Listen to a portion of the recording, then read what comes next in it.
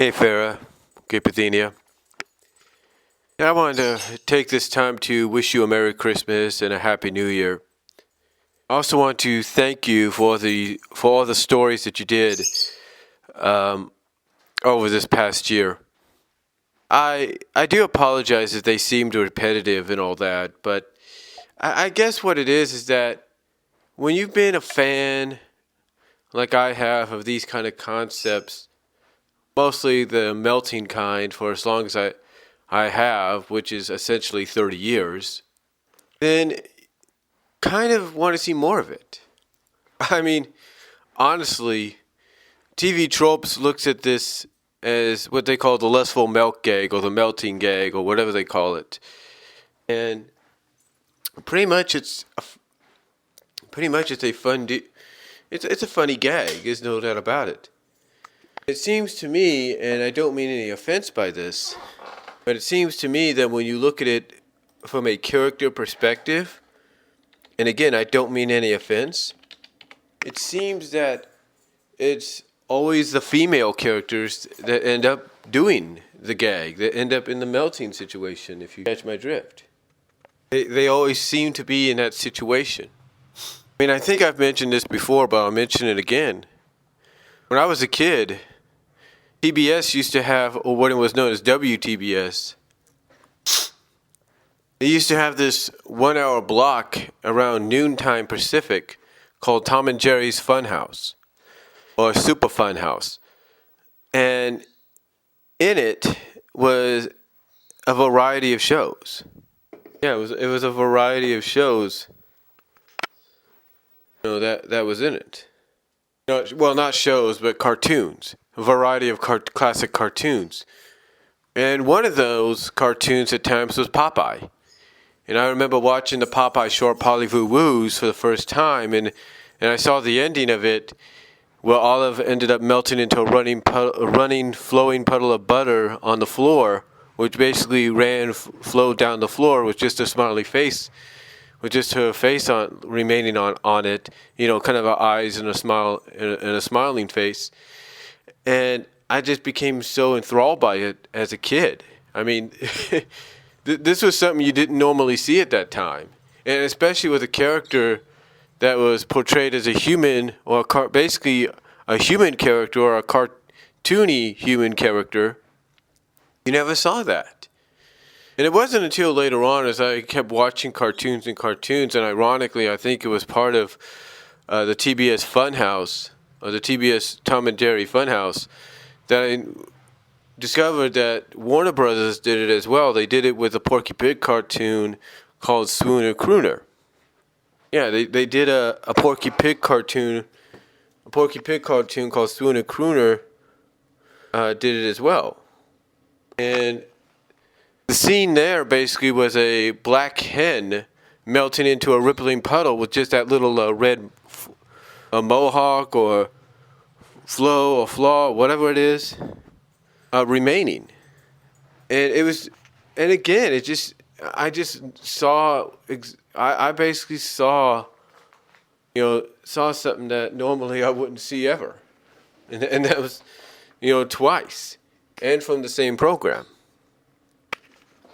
But basically, it's stuff like that, and then you add in what Tiny Toons did with characters like Babs in Europe in 30 Minutes, and in one little short towards the end, as well as in the hold on. Like I said, with shows like Tiny Toons and what they did with Babs and Europe in 30 Minutes, and one towards the end of one short, as well as towards the end of the Christmas special, and then what they did with Minerva Mink in Animaniacs. What more can you say? And then you find out through things like TV Tropes that there were more shows out of the not just out of the United States, but out of other countries, that did it with their shows. I mean, there's a show out of Canada called Groove High, and it involves basically, it's like a 2-segment deal. It's like one half of the segments is live action and the flashbacks that they have, the main human characters have, is animated. And in one of those, you have the main female character in her animated form melt into a puddle of water. And it's like, it just shows you that this gag, that basically I'm not the only one that's a fan of it and likes to see it occur. Because it's a visual representation of how a man and a woman feel romantically and attractively towards each other at times. And I guess that's why I get a kick out of it, because it's more of a visual representation. And when you put it in a story like this, it's supposed to be, I guess you could say, from a human perspective, in a almost real world kind of perspective, but with that fantasy element. Of course, you want to have the female characters, whether they're adventurous, cautious, or scientific, want to test out that theory, or have fun with that theory, or have fun with that potential. And as a fan of it, I guess that's what I wanted. I just wanted the characters to have fun with it. And when you introduced a character like Caroline and made her as adventurous as she is, and then what Tile Grey Wolf did with her and her the character he created, Ryan, her boyfriend, it's like, whoa, take her to limits they've never been before. It's like, wow, take her to limits she's never been before. It's like, it's unbelievable. And again, I do apologize if any of the stories I commissioned for you with the ideas sounded repetitive, because I know they did. And it's not that I didn't want them to sound repetitive. I just get a kick out of them. I just really get a kick out of them. Which is why, sometimes when you read stories on DeviantArt or other areas, fanfiction.net or Forafiniate, you notice that there is some similarities, if not repetitiveness, in the stories, because people who write those stories, whether it's for themselves to share with others, or it's a story requested or commissioned by somebody, they do it because they get a kick out of it and it's fun to write.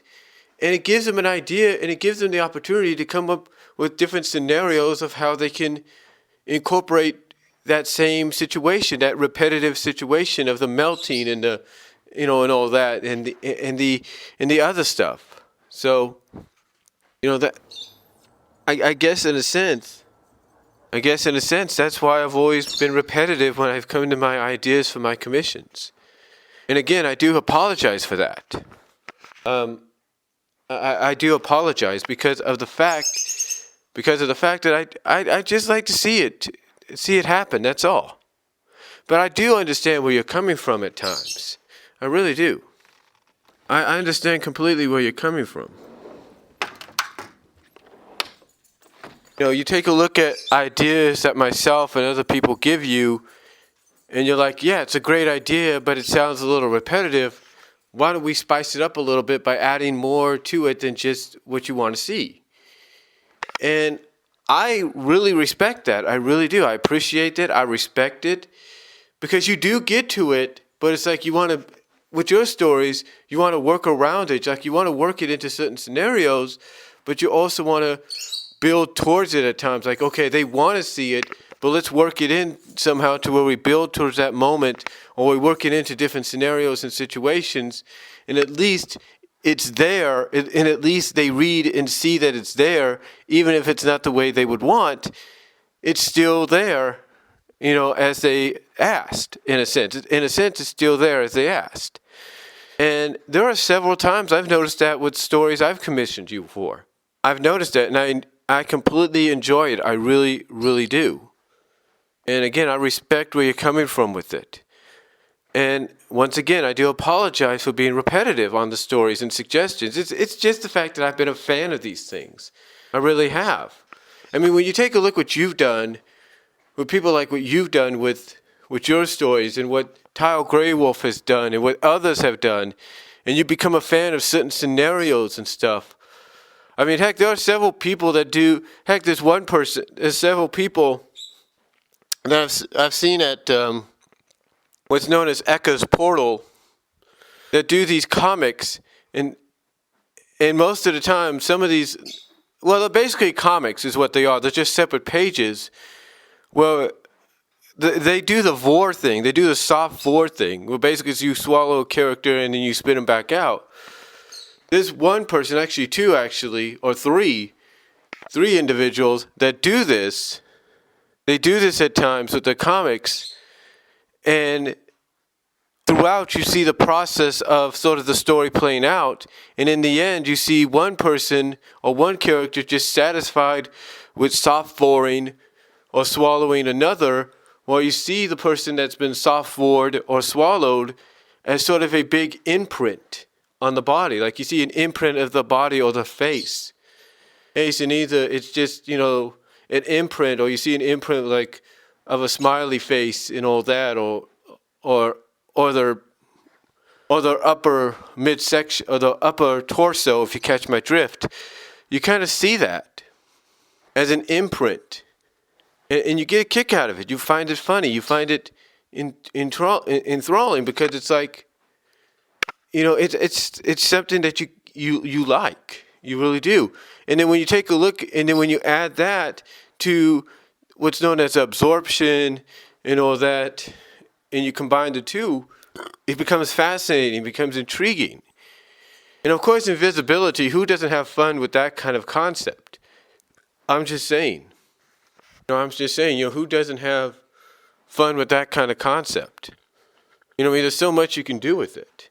There's just so much you could do with it. And again, I guess that's why sometimes my suggestions, my commission ideas, my ideas for commissions I give to you sound repetitive, because I just like to see the characters have fun with it.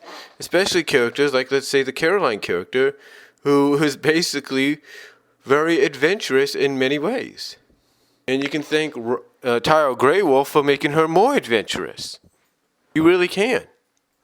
But in the end, Farah, I do appreciate what you've done. I respect what you're trying to do, and I will commission you again. In fact, I'm probably going to do another audio after this with the commission idea, and I will try. I will try to put some variety in it, because I have an idea of exactly what I want commissioned, and it will probably have some of the same old stuff, just to let you know, but we'll try to work it around in a sense that makes it more variety-wise. And maybe part of the story that I'm going to come up with is going to take a page out of what Prender does at times, especially an idea I've given him. And he's really took in with some of his stories. So, I think you've even used that a few times, but the way Prender does it, I think you kind of get an idea of what I mean. So, but in the end, Grape, I want to thank you for what you've done, Farah, and wish you a Merry Christmas and a Happy New Year. And I will commission you again, there's no doubt about that. But it probably won't be into the new year. So probably around the beginning, a little afterwards, we'll see. But thank you for all you've done. God bless, take care, and probably talk to you in a bit with the commission audio. Take care.